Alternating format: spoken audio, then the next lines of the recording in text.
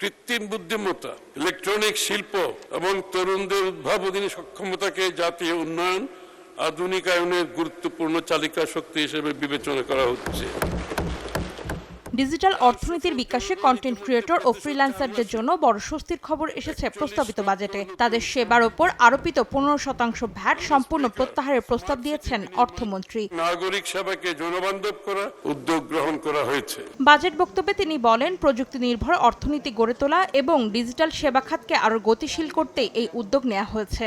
এর ফলে ফ্রিল্যান্সার ও কন্টেন্ট নির্মাতাদের ব্যয় কমবে এবং তাদের কাজের পরিবেশ আরও সহজ হবে। সৃজনশীলতা, উদ্ভাবনী শক্তিকে কাজে লাগিয়ে স্টার্টআপ, ফ্রিল্যান্সিং, কন্টেন্ট ক্রিয়েটর এবং এআই প্রযুক্তি নির্ভর উদ্যোক্তা তৈরি করা, সরকারি পরিকল্পনায় এবং সেবা প্রদানে এআই ড্রিভেন ডেটা সেন্টার ব্যবহার করে সিদ্ধান্ত গ্রহণকে আরও কার্যকর ও গতিশীল করা হবে।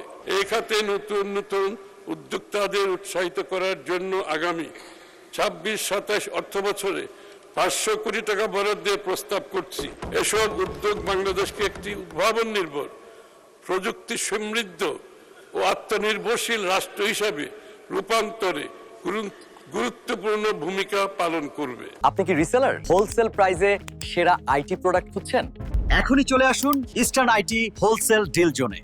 সাম্প্রতিক বছরগুলোতে দেশে ফ্রিল্যান্সিং ও ডিজিটাল কন্টেন্ট খাত দ্রুত সম্প্রসারিত হয়েছে। বাজেটের এই উদ্যোগ সেই প্রবৃদ্ধিকে আরও ত্বরান্বিত করবে বলেই মনে করছে সরকার।